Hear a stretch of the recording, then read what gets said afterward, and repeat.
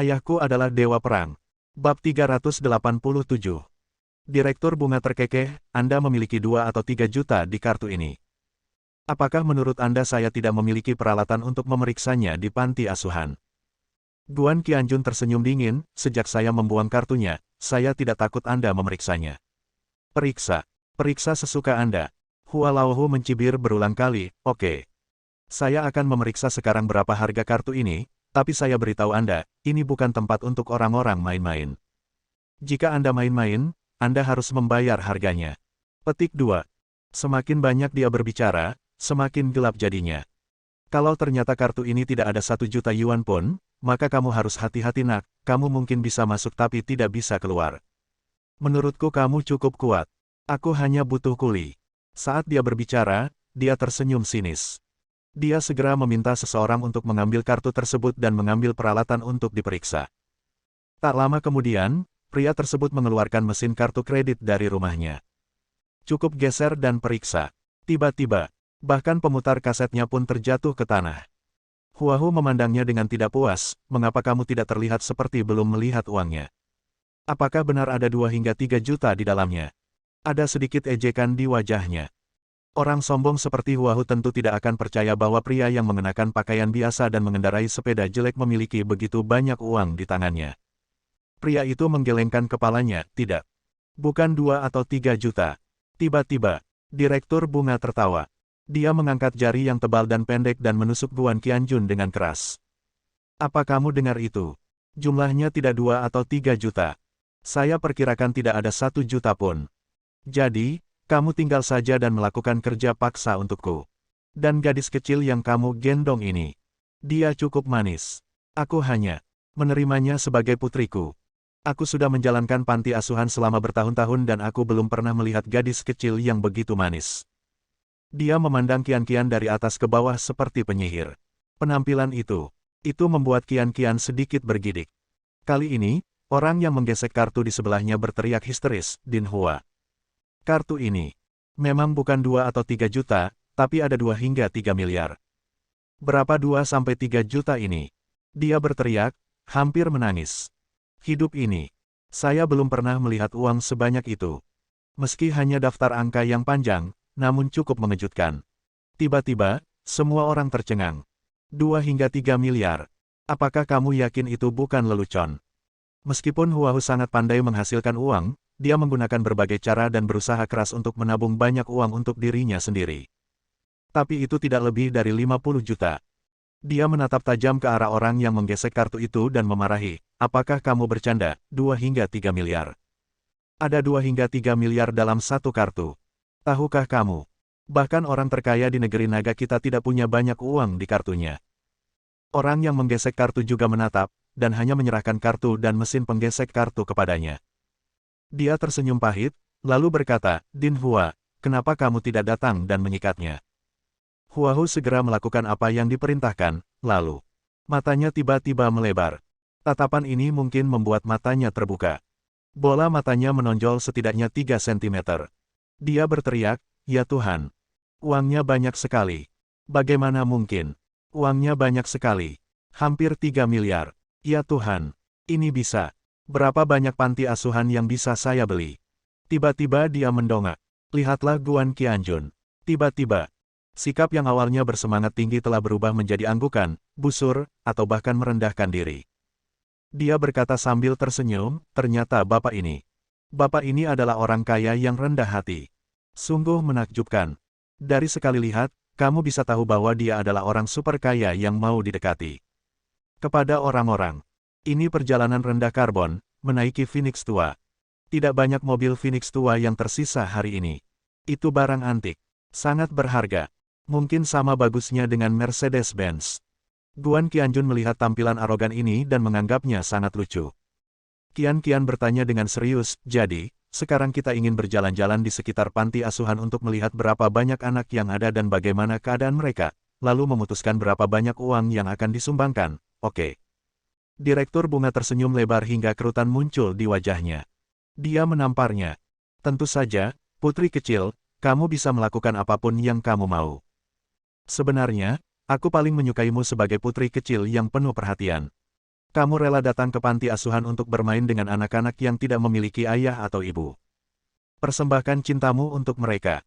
Dulu, beberapa putri kecil bahkan membawa celengan mereka dan menyumbangkan semua uang saku yang mereka simpan selama beberapa tahun tanpa mengucapkan sepatah kata pun.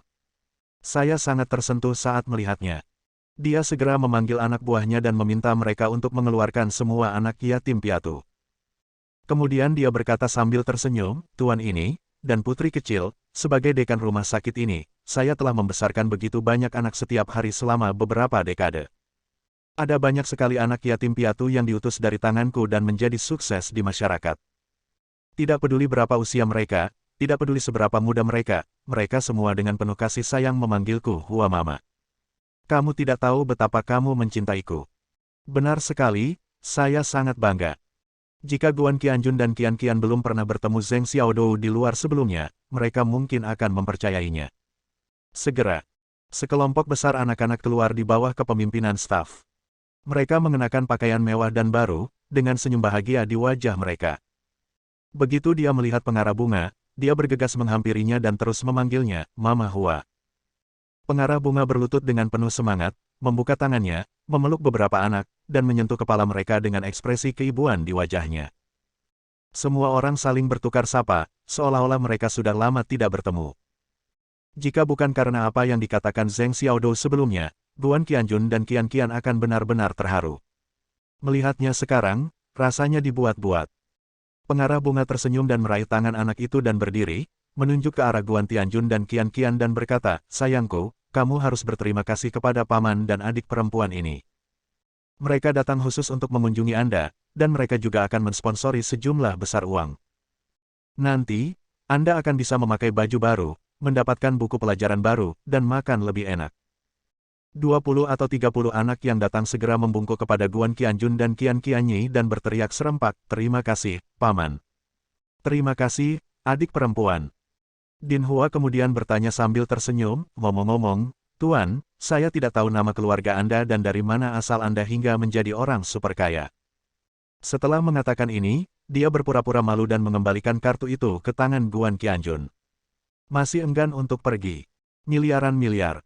Dengan uang sebanyak itu, dia bisa berkeliling dunia tanpa membuka panti asuhan dan bekerja keras untuk menghasilkan uang.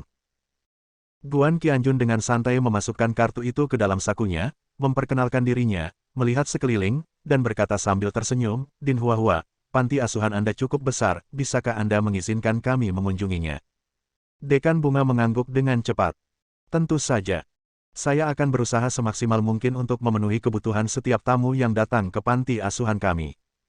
Bagaimanapun, panti asuhan saya terbuka, dan saya sangat baik kepada anak-anak. Kalau tidak percaya, entah itu anak di sini, atau anak yang sakit atau cacat karena keterbatasan mobilitas, bisa bertanya kepada siapa saja yang tinggal di sini." Dia mengedipkan mata pada bawahannya. Beberapa anak buahnya dengan tenang dan cepat pergi membuat pengaturan. Dekan bunga melambaikan tangannya dan berkata sambil tersenyum, "Tuan Guan, tolong ada gadis kecil tersayang di sini." Bab 388. Guan Qianjun mengajak Qian Qian berkeliling. Panti asuhan ini tampaknya cukup terstandarisasi. Bahkan Guan Qianjun tidak menemukan masalah apapun. Dia secara acak bertanya kepada beberapa anak, dan jawabannya sangat membosankan dan mekanis. Ini seperti sebuah dukungan. Dari kedalaman mata mereka, Guan Qianjun dapat dengan jelas melihat ada sedikit rasa takut yang tersembunyi di dalam diri mereka. Dengan cara ini, Guan Qianjun memahami dengan lebih jelas. Hanya dalam waktu setengah jam, saya hampir mengunjungi seluruh panti asuhan. Selain merasa ada yang tidak beres dengan anak itu, saya tidak memperhatikan hal lain.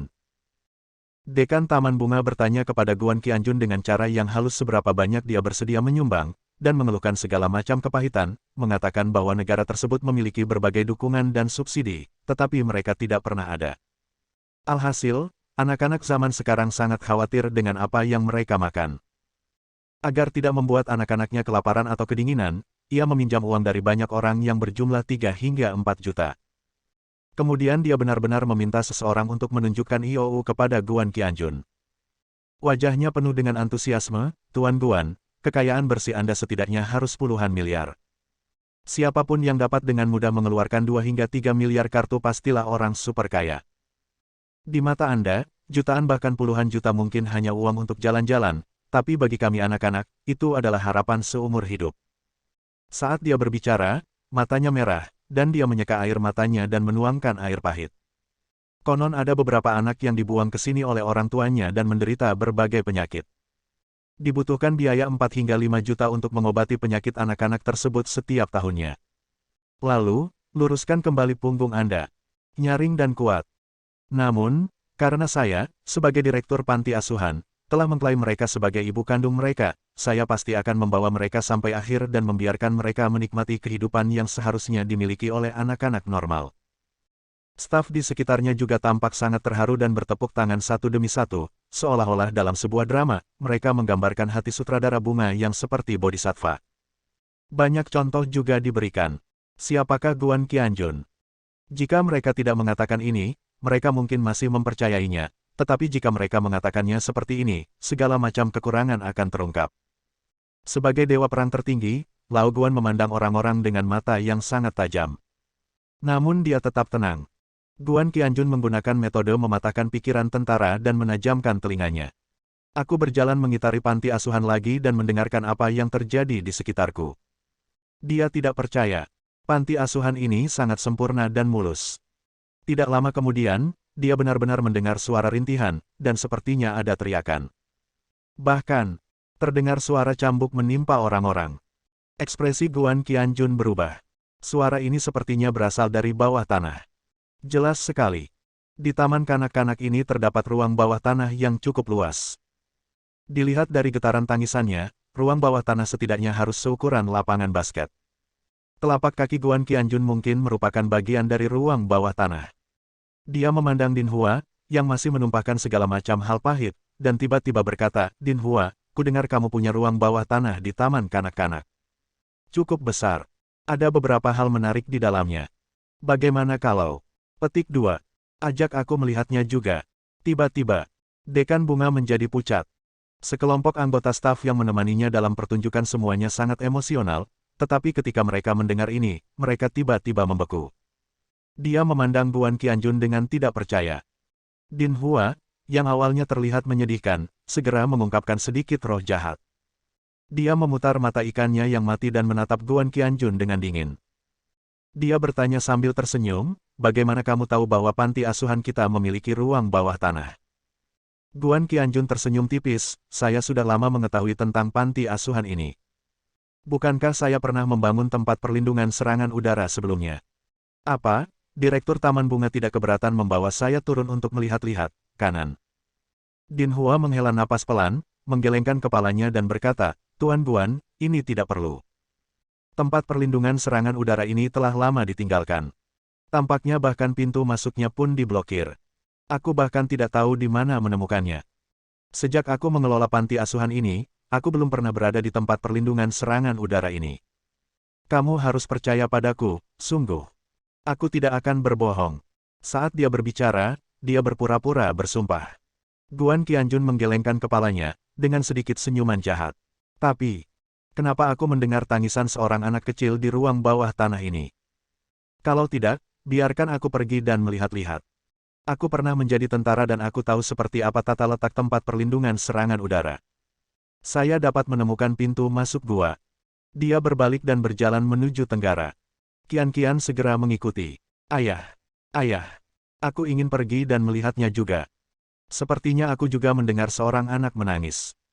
Faktanya, Dodo tidak sekuat ayahnya, tapi setelah mendengar apa yang dia katakan dan melihat ekspresi wajah Direktur Bunga, bayi kecil yang lucu dan sangat cerdas itu juga menebak sesuatu. Aku sengaja mengatakan itu. Di belakang kedua ayah dan putrinya, ekspresi Din Hua berubah, menjadi semakin jelek. Dia mengedipkan mata ke kiri dan ke kanan. Staf bergegas, menghentikan Guan Qianjun dan putrinya, dan mulai berbicara tanpa henti. Tuan Guan, Anda pasti salah paham. Kami tidak tahu di mana tempat perlindungan serangan udara berada. Bagaimana mungkin seorang anak bisa menangis? Untungnya, Anda mengatakan itu pada siang hari. Jika Anda mengatakan itu pada malam hari, Anda pasti akan membuatku takut setengah mati. Saya sudah bekerja di panti asuhan ini selama 5 atau 6 tahun, dan saya belum pernah mendengar tentang tempat perlindungan serangan udara, apalagi tangisan anak-anak. Cukup menakutkan. Lupakan saja, mari kita bicara tentang cara merawat generasi penerus. Tuan Guan, ayo kita minum teh di ruang tamu. Anak-anak yatim piatu kita telah belajar banyak menyanyi dan menari di bawah bimbingan Direktur Bunga. Sangat tepat bagi mereka untuk menunjukkan yang sangat lucu. Guan Qianjun mendorong mereka menjauh tanpa mengucapkan sepatah kata pun. Tarik Qian-Qian dan terus berjalan ke arah tenggara.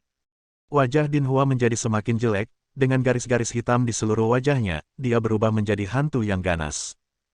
Dia mengeluarkan ponselnya dan mengirim pesan teks, lalu melangkah mendekat. Tuan Guan, tunggu. Meski dia masih terlihat sopan, nadanya. Ini sudah agak menakutkan. Dia menghentikan Guan Qianjun dan berkata kata demi kata, Tuan Guan, saya tidak tahu dari mana Anda mendengar bahwa panti asuhan kami memiliki tempat perlindungan serangan udara, tapi saya dapat meyakinkan Anda. Tidak akan pernah ada tangisan anak-anak yang datang dari tempat perlindungan serangan udara, itu terlalu menakutkan. Seperti yang dikatakan salah satu anak buahku tadi, ini hanya menceritakan cerita hantu. Jangan menakuti anak-anak. Anak-anak, cepat bawa Paman Guan ke ruang tamu. Tunjukkan padanya sebuah tarian. Dekan Taman Bunga ini sebenarnya sangat licik, sama saja dengan memainkan kartu truf. Ucapkan ini. Puluhan anak-anak yang mengikuti dengan cepat bergegas mendekat, menarik anak-anak Qian-Qian, anak-anak Qian-Qian, dan anak-anak Qian-Qian, dan mendorong mereka. Suara kekanak-kanakan terdengar. Paman Guan, adik perempuan, ayo pergi ke ruang tamu dan duduk dan minum teh. Aku bisa menari. Aku akan menampilkan tarian merak untukmu, oke. Aku juga bisa menyanyi, dan lagu yang kunyanyikan sangat bagus. Ibu Hua juga berkata bahwa dia akan melatihku menjadi penyanyi di masa depan. Jika aku bernyanyi untukmu, kami tidak akan masuk penjara bawah tanah. Ya, tidak ada yang menarik di ruang bawah tanah. Sebaiknya kamu menonton lagu dan tarian yang kami bawakan. Perkataan anak-anak tidak terkendali. Pendengar punya hati. Ekspresi Dekan Hua tiba-tiba berubah. Bersambung.